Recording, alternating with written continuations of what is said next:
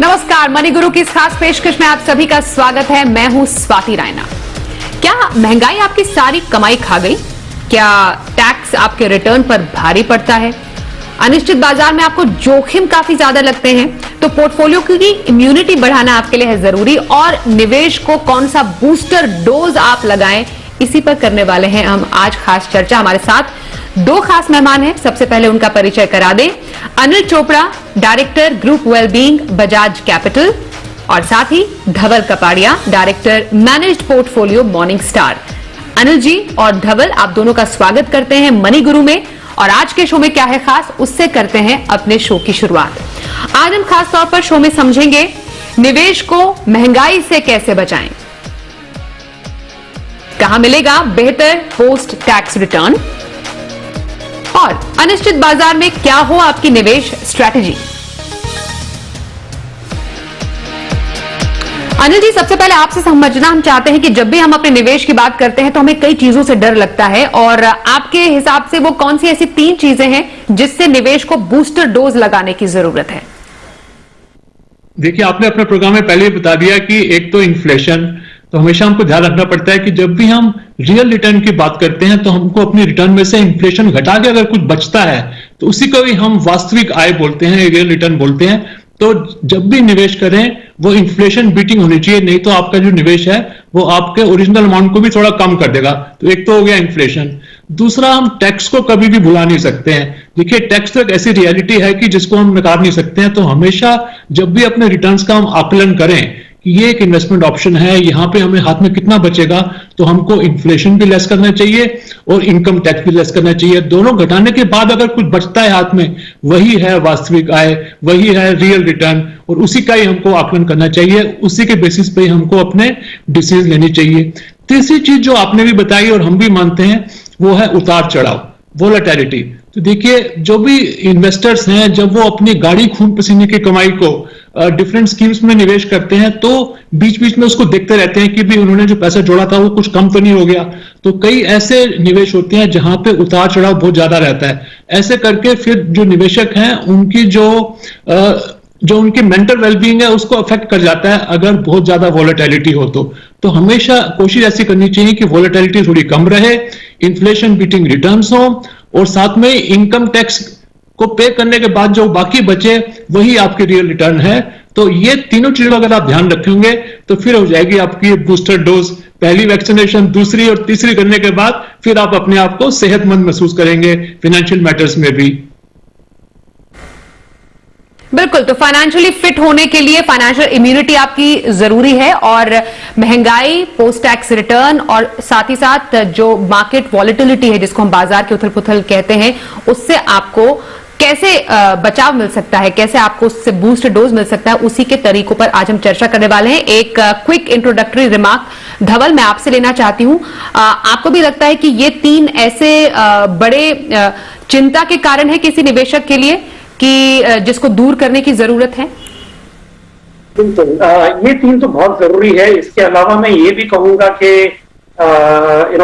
जैसे एक पुरानी कहावत है, time in the market is more important than timing the market. कहने का ये मतलब है कि आप जितना समय मार्केट में बिताएंगे, पर्टिकुलरली जो इक्विटी इन्वेस्टमेंट्स है, जितना समय है उसको आप देंगे, तो उसकी जो कंपाउंडिंग की बेनिफिट है वो over a period of time आपको मिलेगी।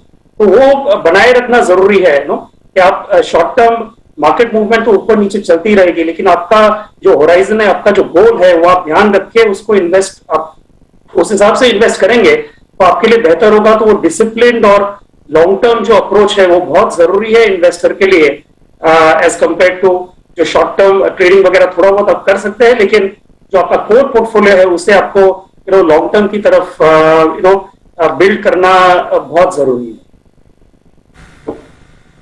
बिल्कुल धवल, इनफैक्ट मैं आप ही से इसके कंटिन्यूएशन में समझना चाहती हूं। जब हम, जैसा अनिल जी ने बताया कि हमें एक्चुअली निवेश के रियल रिटर्न को समझना चाहिए, तो ये जो निवेश का रियल रिटर्न है, किस एसेट क्लास में पिछले कुछ समय में हमें अच्छा देखने को मिला है अक्रॉस द एसेट क्लास, अगर हम बात करें?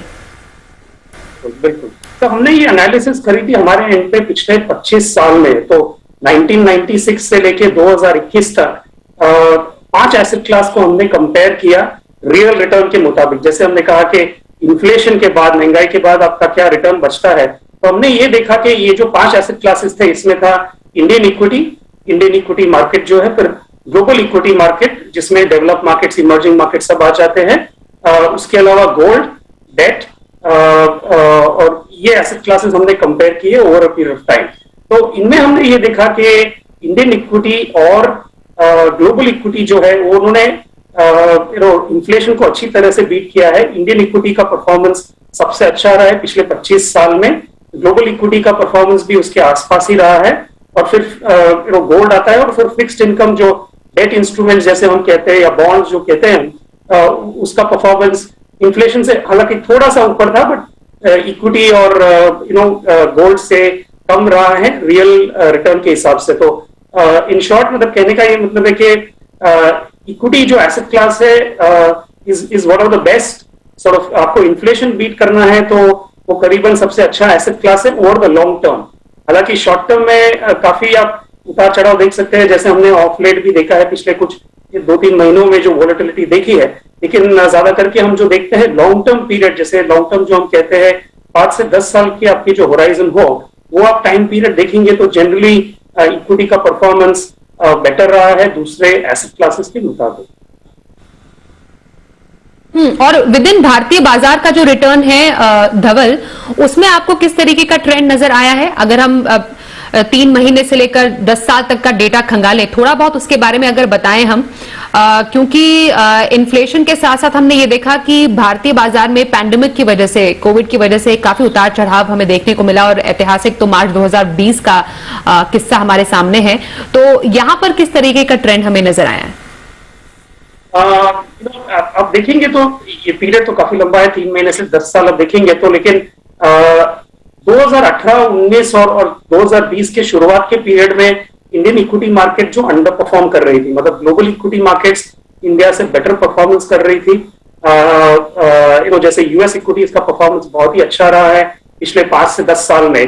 पिछले 1.5 साल में हम देखें तो इंडियन इक्विटी ने काफी कैचअप किया है, तो इंडियन इक्विटी मार्केट्स काफी बड़े हैं, और इनफैक्ट पिछले 1-1.5 साल में इंडियन इक्विटी मार्केट का परफॉर्मेंस विश्व में या ग्लोबली काफी जो मेजर मार्केट्स हैं उनसे बेहतर रहा है। तो पिछले 1-1.5 साल में ये हमने देखा है।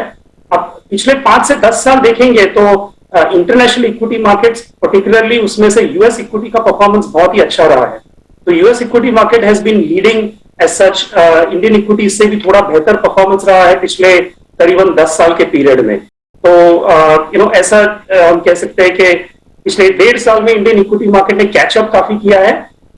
10 साल देखेंगे तो अभी भी यूएस इक्विटी मार्केट पर्टिकुलरली ने अच्छा परफॉर्मेंस दिखाया है।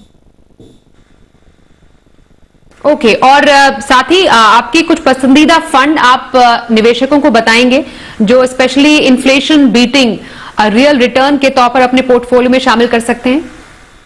बिल्कुल, तो जैसे मैंने पहले कहा, हमारी जो एनालिसिस कहती है कि पिछले 25 साल में इक्विटी का परफॉर्मेंस इन्फ्लेशन को बीट करने के हिसाब से सबसे बेहतर रहा है। तो नॉर्मली जो हम रेकमेंड करते हैं, आपको इन्फ्लेशन बीट करना है तो equity should be a core, मतलब सबसे ज्यादा एलोकेशन इक्विटी में आप रख सकते हैं। और इसमें जो फंड्स हम रेकमेंड कर रहे हैं वो स्प्रेड आउट है। एक तो हम एक इंडियन लार्ज कैप फंड, मेरे asset large cap fund recommend कर रहे हैं। उसका काफी पुराना ट्रैक रिकॉर्ड है, 10 साल से ज्यादा का ट्रैक रिकॉर्ड है, जो उनकी इन्वेस्टमेंट प्रोसेस काफी स्ट्रांग है और इन्वेस्टमेंट टीम भी काफी स्ट्रांग है, उनका परफॉर्मेंस भी बढ़िया रहा है। तो वो एक फंड है जिसमें आप लार्ज कैप्स में एलोकेट कर सकते हैं। और लार्ज कैप्स इसलिए हम कह रहे हैं कि पिछले, अगेन जैसे मैंने पहले कहा, पिछले 12-18 महीनों में इंडियन इक्विटी का परफॉर्मेंस बहुत ही बढ़िया रहा है। Particularly small and mid cap जो पहले 2018 और 19 में अंडर परफॉर्म कर रहे थे, वो पिछले 1.5 साल में उन्होंने 100% से ज्यादा रिटर्न दिए हैं। तो इसलिए हमें ये लगता है कि as compare to small and mid cap, फिलहाल अभी लार्ज कैप थोड़े बेहतर, वैल्यूएशन के हिसाब से थोड़े बेटर लग रहे हैं। तो इसलिए आप ये एक फंड देख सकते हैं। और उसके अलावा हमें ये लगता है कि दूसरे जो ग्लोबल इक्विटी मार्केट्स है उसमें कोई कुछ मार्केट जैसे है यूरोपियन मार्केट्स है, उसमें वैल्यूएशंस अट्रैक्टिव लग रहे हैं। वहां पे परफॉर्मेंस पिछले कुछ साल में इतना भी आउट परफॉर्मेंस नहीं मिला है, या दूसरे मार्केट्स के हिसाब से थोड़ा अंडर परफॉर्मेंस हुआ है यूरोपियन मार्केट्स में। तो हमने एक European equity fund Invesco India pan European equity fund भी रेकमेंड कर रहे हैं। और फाइनली हमने ये भी सोचा कि जो विश्व में सबसे बड़ी इकोनॉमी अभी है, जो सबसे बड़ी कैपिटल मार्केट भी है, वो भी यूएस मार्केट है। तो हमने उसमें जो कंपनीज है जो जिसके प्रोडक्ट्स हम almost day to day basis पे यूज करते हैं, whether it is Google, Facebook, Amazon etcetera, ये जो कंपनीज है ज्यादा करके यूएस में लिस्टेड हैं। तो हमने एक यूएस इक्विटी फंड भी रेकमेंड किया है which is ICSF prudential US blue chip equity fund. तो मेरे हिसाब से ये जो 3 फंड्स है can be part of your portfolio, उसमें आपको डाइवर्सिफिकेशन भी मिल जाएगा और उतार चढ़ाव वोलेटिलिटी भी थोड़ी कम हो सकती है, क्योंकि आप ग्लोबल यूरोप और यूएस मार्केट में भी इन्वेस्ट कर रहे हैं इंडियन मार्केट के साथ में। बिल्कुल। ओके, तो इन्फ्लेशन बीटिंग रिटर्न आपको कौन कौन से फंड में मिल सकता है, ये धवल ने बताया। अनिल जी, आपके पास हम आ रहे हैं और आपसे मैं समझना चाहती हूं, जब हम महंगाई को मात देने की बात करते हैं और साथ ही साथ अब अगर हमें अपने पोर्टफोलियो में एक बैलेंस भी चाहिए, तो आपकी नजर में वो कौन सी कैटेगरी है जो निवेशकों को स्पेशली इस नए साल में अपने पोर्टफोलियो में एज बूस्टर डोज शामिल करने की जरूरत है?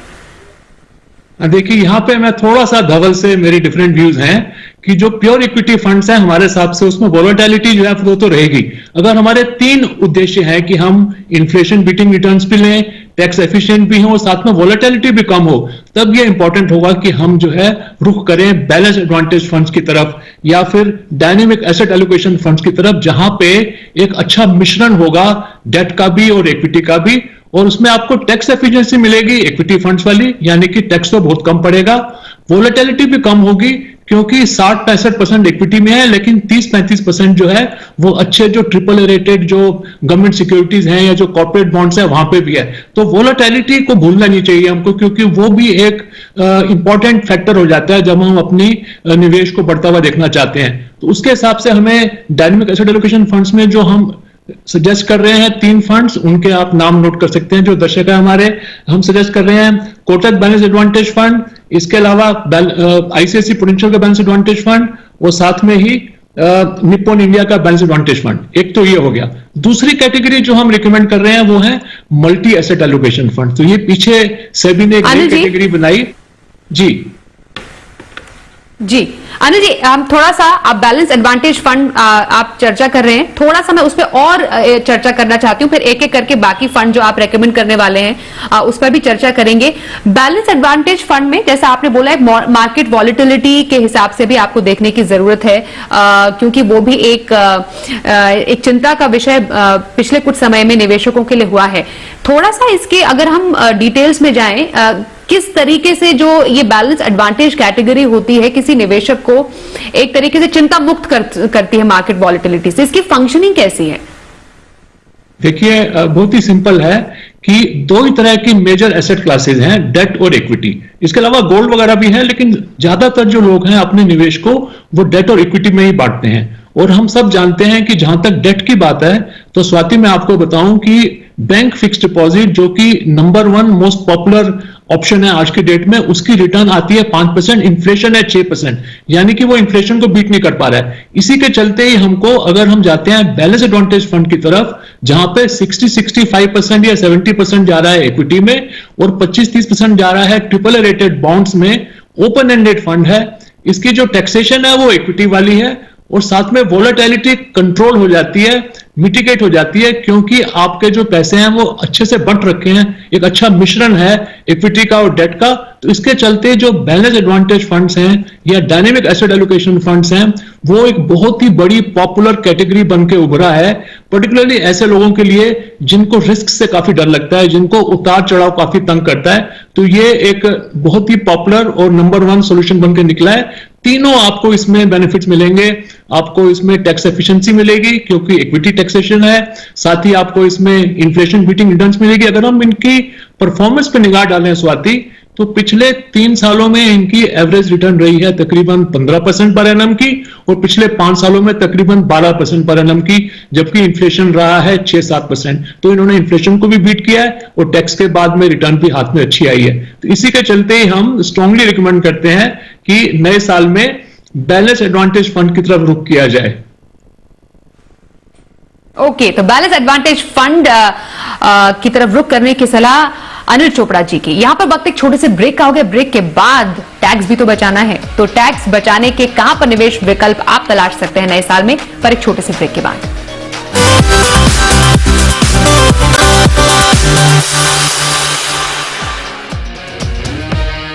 कैसे पाएं आप अपने फाइनेंशियल पोर्टफोलियो में इम्यूनिटी और दें अपने निवेश को बूस्टर डोज, किसके खिलाफ? महंगाई के खिलाफ, टैक्स के खिलाफ और साथ ही साथ बाजार की उथल पुथल के खिलाफ। हमारे साथ धवल कपाड़िया है और अनिल चोपड़ा है, उनसे कर रहे हैं चर्चा।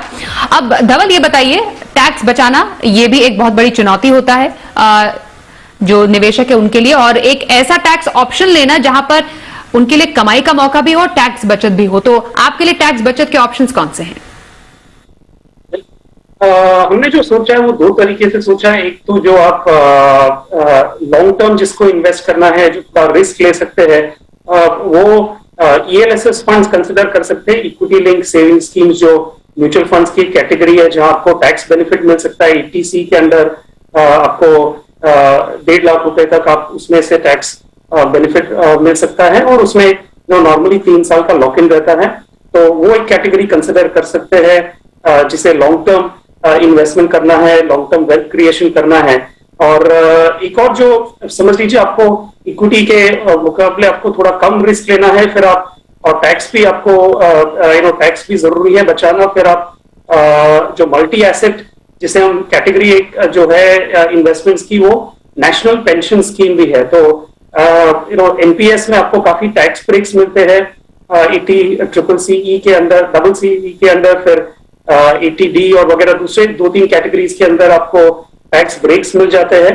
और इसमें आप रिस्क को थोड़ा बैलेंस कर सकते हैं। आपको इक्विटी, डेट और अन्य एसेट क्लासेस में आप डिसाइड कर सकते हैं कितना इन्वेस्ट करना है। और एक और जो फायदा है NPS का या नेशनल पेंशन स्कीम का है, जो है कि जो अंडरलाइंग फंड्स जो है उनकी जो एक्सपेंस रेशियो जिसे हम कहते हैं वो बहुत ही कम है। तो आपको रिटायरमेंट सेविंग के हिसाब से, लॉन्ग टर्म के हिसाब से आपको इन्वेस्ट करना है, तो फिर आप NPS भी कंसिडर कर सकते हैं। और समझ लीजिए आपको रिस्क लेना ही नहीं है और आपको डेट इन्वेस्टमेंट करनी है, तो फिर आप PPF नहीं तो नेशनल सेविंग सर्टिफिकेट कंसिडर कर सकते हैं। ये दोनों में आपको टैक्स बेनिफिट्स मिलते हैं। PPF का जो रेट ऑफ इंटरेस्ट है वो फिलहाल भी काफी अच्छा है, फिक्स डिपॉजिट्स और दूसरों के मुकाबले 7% के ऊपर है, अबाउट 7.1% है। और उसमें जो दूसरा बेनिफिट है कि हर एक लेवल पे आपको इनिशियली आपको टैक्स जो आप इन्वेस्ट करते हैं PPF में, उसमें आपको टैक्स ब्रेक मिलता है। फिर दूसरा जो आपका इंटरेस्ट है उस पर भी आपको टैक्स पे नहीं करना होता है, एंड मेच्योरिटी पे भी फिलहाल तो वो जो कॉर्पस जो आप जमा कर रहे हैं वो भी टैक्स फ्री है। इतना सिर्फ है कि आपको लॉन्ग टर्म के हिसाब से 10-15 साल के हिसाब से आपको इन्वेस्ट करना है तो डेट में ही, तो फिर आप वो भी एक ऑप्शन कंसिडर कर सकते हैं। तो ये 3 कैटेगरीज है। जैसे मैंने कहा, जो रिस्क थोड़ा लेना चाहते हैं वो ELSS पे देख सकते हैं, और फिर जो मॉडरेट रिस्क एपेटाइट है वो NPS जैसे व्हीकल्स देख सकते हैं, और नहीं तो फिर PPF नहीं तो national saving certificate debt investors के लिए कंसिडर कर सकते हैं। और very quickly Dhaval, ELSS category में कोई फंड आप रेकमेंड करना चाहेंगे? बिल्कुल, 2 फंड्स जो हमने देखे हैं और एनालाइज काफी टाइम से कर रहे हैं। एक है axis long term equity fund, उसका ट्रैक रिकॉर्ड काफी बढ़िया रहा है, और जो मैनेजर है वो भी काफी सालों से मैनेज कर रहे हैं वो फंड को। तो जो इनकी इन्वेस्टमेंट प्रोसेस है और जो पोर्टफोलियो मैनेजमेंट स्किल्स है वो काफी अच्छे हैं। तो ये एक फंड रेकमेंड कर रहे हैं। वो जिनेश गोपानी जो एक्सिस म्यूचुअल फंड के CIO है इक्विटीज के लिए, वो मैनेज कर रहे हैं ये फंड। और जो दूसरा फंड है वो कोटक टैक्स सेवर फंड है। इसको हर्षा उपाध्याय जो कोटक म्यूचुअल फंड के चीफ इन्वेस्टमेंट ऑफिसर है इक्विटी के लिए, वो मैनेज कर रहे हैं। इसका भी काफी लंबा ट्रैक रिकॉर्ड है। हर्षा 2015 से मैनेज कर रही है फंड को, तो परफॉर्मेंस भी कंसिस्टेंट रहा है। तो ELSS में ये 2 फंड्स आप देख सकते हैं, कोटक टैक्स सेवर और axis long term equity fund.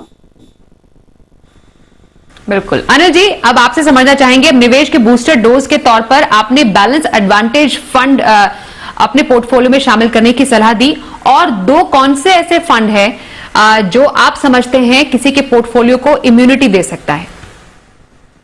जी, वो उसी टाइप के कैटेगरी के हैं। देखिए, एक तो है मल्टी एसेट एलोकेशन फंड्स। तो इसके बारे में जैसे मैं पहले बता रहा था कि सेबी ने एक नई कैटेगरी स्टार्ट करी है पिछले 1-2 साल पहले, कि जिसमें मल्टी एसेट एलोकेशन फंड्स होते हैं। जैसे कि नाम ही बता रहा है कि आपके जो पैसे हैं वो कम से कम 3 तरह के एसेट्स में जाते हैं, और जो पॉपुलर 3 तरह है वो है डेट, इक्विटी और गोल्ड। इसके अलावा रियल एस्टेट वगैरह, इंटरनेशनल इक्विटी भी आ जाता है। तो कम से कम 10% जो है वो इन तीनों में से एक में जाना ही जाना है। 10% मिनिमम गोल्ड में, 10% मिनिमम डेट में और 10% मिनिमम इक्विटी में। लेकिन हमने ये देखा है कि मोस्टली जो मल्टी एसेट एलोकेशन फंड्स हैं वो इक्विटी में ज्यादा निवेश करते हैं 60-65%, और बाकी 10-10% कर देते हैं डेट में और गोल्ड वगैरह में, ताकि जो टैक्स की एफिशिएंसी है वो मिल जाए। और साथ ही साथ आपको जो दूसरी एसेट क्लासेस है, क्योंकि कभी डेट ऊपर चलेगा तो कभी गोल्ड ऊपर चलेगा, कभी इक्विटी होगी, तो आपको डिफरेंट टाइम पीरियड्स पे डिफरेंट एसेट क्लासेस के जो बेनिफिट्स हैं वो मिलते रहेंगे। इसके चलते मल्टी एसेट एलोकेशन फंड्स की भी जगह आपके पोर्टफोलियो में होनी चाहिए। और इससे आपको एक जो आपका इंपॉर्टेंट जो ध्येय है, जो उद्देश्य है कि आप वोलेटिलिटी से बचना चाहते हैं, तो वो भी आपको डेफिनेटली यहां पे बहुत कम उतार चढ़ाव देखने को मिलेगा, क्योंकि इक्विटी और गोल्ड और जो डेट है वो तीनों में से एक में ही वोलेटिलिटी होगी, तो बाकी 2 में नहीं होगी। तो ओवरऑल जो आपकी वोलेटिलिटी है वो कम हो जाती है। और इसमें हम इसमें क्वेश्चन तो मिल ही जाता है। तो तीसरी जो इसके अगर हम कुछ फंड्स के नाम बताएं आपको, तो इसमें एक्सिस का ट्रिपल एडवांटेज फंड, ये बहुत पॉपुलर फंड है। और साथ में ही आईसीआईसीआई प्रूडेंशियल का ICICI prudential multi asset fund. ये दोनों जो मल्टी एसेट फंड्स हैं ये इक्विटी ओरिएंटेड हैं, यानी कि इसमें आपको टैक्स जो है वो सिर्फ 10% पड़ेगा अगर आप 1 साल के बाद बेचेंगे, वो प्रॉफिट अगर 1 लाख से ज्यादा होता है। अगर आप और कम रिस्क लेना चाहते हैं और date oriented multi asset allocation fund चाहते हैं, तो हम आपको 2 नाम गिना देते हैं यहाँ पे। वो है एसबीआई का मल्टी एसेट एलोकेशन फंड और साथ में मोतीलाल ओसवाल का मल्टी एसेट फंड। ये तो होगी एक कैटेगरी जिसको हम बोलते हैं मल्टी एसेट एलोकेशन फंड्स। फिर एक तीसरी कैटेगरी है स्वाति, जो हम दर्शकों को सुझाना चाहेंगे, वो है इक्विटी सेविंग्स फंड। तो अब यहाँ पे नाम से थोड़ा आपको कंफ्यूजन हो रहा होगा कि भाई एक तरफ तो इक्विटी, दूसरी तरफ सेविंग्स। तो ये जो है इसमें एक तीसरी चीज का भी मिश्रण होता है, जिसको हम बोलते हैं आर्बिट्राज फंड। तो देखिए, मार्केट में कुछ इनएफिशिएंसीज होती हैं कि कैश सेगमेंट है, डेरिवेटिव सेगमेंट्स हैं, उन दोनों में जो इनएफिशिएंसीज का कुछ बेनिफिट उठाते हैं फंड मैनेजर। उसके चलते अगर आप इक्विटी सेविंग फंड्स में निवेश करते हैं, तो आपको यहां पे भी कम रिस्क पे इन्फ्लेशन बीटिंग रिटर्न्स और टैक्स एफिशिएंट रिटर्न्स मिलने की उम्मीद रहती है। तो ये 2 और कैटेगरीज हैं फंड्स की, जो हम चाहेंगे कि 2022 में जब नया साल चढ़े तो जो हमारे निवेशक हैं वो इनको अपने पोर्टफोलियो में सम्मिलित करें, ताकि उनको अपने जो गोल्स हैं जो उन्होंने सेट किए हैं कि कम वोलेटिलिटी और टैक्स कम से कम पड़े और इन्फ्लेशन भी बीट हो जाए, तो ये उनके गोल्स पूरे हो जाएं। बिल्कुल। तो अनिल चोपड़ा जी की राय, निवेश का बूस्टर डोज कैसे लगाएं? बैलेंस एडवांटेज फंड के जरिए, मल्टी एसेट एलोकेशन फंड के जरिए और इक्विटी सेविंग्स फंड अपने पोर्टफोलियो में शामिल करके। धवल, अब आपके पास आ रहे हैं और समझेंगे अनिश्चित बाजार में जोखिम हजार होते हैं, निवेशकों के मन में बहुत सारे डर और वहम पैदा हो जाते हैं। अब ये मार्केट वॉलेटिलिटी जो किसी के पोर्टफोलियो को इंपैक्ट करती है, उसको दूर करने के लिए क्या हम स्ट्रैटेजी रख सकते हैं नए साल में? एक तो एसेट एलोकेशन बहुत जरूरी है। जैसे हम बात कर रहे थे अभी भी कि आपका जो निर्णय है कि इक्विटी में, डेट में और दूसरे अन्य एसेट क्लासेस में कितना इन्वेस्ट कर रहा है, वो तय करना बहुत जरूरी है। तो पहले हमने बात करी इक्विटी फंड्स की और डोमेस्टिक और इंटरनेशनल इक्विटी फंड्स की।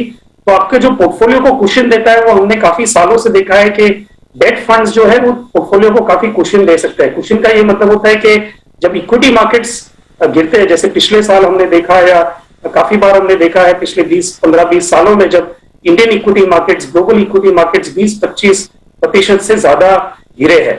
जैसे पिछले साल मार्च में हमने देखा इंडियन इक्विटी मार्केट्स 35% से ज्यादा गिरे थे। ग्लोबल इक्विटी मार्केट में भी गिरावट आई थी, ऑल्दो इंडियन इक्विटी से थोड़ी कम थी काफी मार्केट्स में। लेकिन हम देखें तो डेट का जो उस टाइम में परफॉर्मेंस था वो काफी स्टेडी था, मतलब ज्यादा गिरावट नहीं आई थी डेट में या फिक्स्ड इनकम फंड्स में। तो मैं रेकमेंड करूंगा कि वोलेटिलिटी से आपको जो कुशन चाहिए पोर्टफोलियो में, जो थोड़ा मतलब स्टडी थोड़ा पोर्टफोलियो रहे, तो आप डेट में एलोकेशन कर सकते हैं, डेट फंड्स में। तो इसमें हमने 3 फंड रेकमेंड किए हैं, आईडीएफसी गिल्ड इंडेक्स फंड जो 6 साल की 5-6 साल की सिक्योरिटीज में, गवर्नमेंट सिक्योरिटीज में इन्वेस्ट करता है। इससे आपको गवर्नमेंट सिक्योरिटीज का जो ऑफ कोर्स उसका आप समझ सकते हैं कि जीरो रिस्क है, क्रेडिट रिस्क क्योंकि गवर्नमेंट ऑफ इंडिया ने इश्यू करी है वो सिक्योरिटीज। फिर एक और जो उसके सिमिलर एक फंड है SBI कांस्टेंट मैच्योरिटी फंड है, जो 10 साल के मैच्योरिटी के हिसाब से इन्वेस्ट करता है, वो भी गवर्नमेंट सिक्योरिटीज में इन्वेस्ट करता है। तो ये दोनों जो है फंड्स गवर्नमेंट सिक्योरिटीज में इन्वेस्ट करते हैं, इससे क्रेडिट रिस्क काफी कम हो जाती है। और तीसरा जो फंड हमने रेकमेंड किया है डेट साइड में, वो देख सकते हैं Kotak banking and PSU fund. इसमें जैसे नाम सजेस्ट करता है, ये जो बैंक्स और पब्लिक सेक्टर यूनिट्स जो है, एंटिटीज जो है, जो बॉन्ड्स इश्यू करते हैं, इसमें ये फंड इन्वेस्ट करता है। तो करीबन 90 से 95% इस टाइप के बॉन्ड्स में इन्वेस्ट करता है। तो इनकी जो क्रेडिट प्रोफाइल है या क्रेडिट रेटिंग्स है वो काफी बेहतर है और इसका यील्ड भी ठीक ठाक है। तो फिर आपके पोर्टफोलियो को कुशन देने के हिसाब से ये 3 डेट फंड्स आप जो इक्विटी फंड्स पहले रेकमेंड किए थे उसके साथ ये फंड्स भी आप कंसिडर कर सकते हैं। बिल्कुल, तो पोर्टफोलियो को इम्यूनिटी देने के लिए हमें क्या क्या स्टेप्स उठाने चाहिए, बूस्टर डोज कैसे लेना चाहिए, कौन सी कैटेगरीज में निवेश करना चाहिए, कैसी रणनीति अपनानी चाहिए नए साल में, उस पर हमारे साथ चर्चा करने के लिए अनिल जी और साथ ही धवल, आप दोनों का बहुत शुक्रिया। तो मनी गुरु की आज की इस खास पेशकश में बस इतना ही। रुकेंगे एक ब्रेक के लिए, पर खबरों का सिलसिला जारी रहेगा। देखते रहिए जी बिजनेस।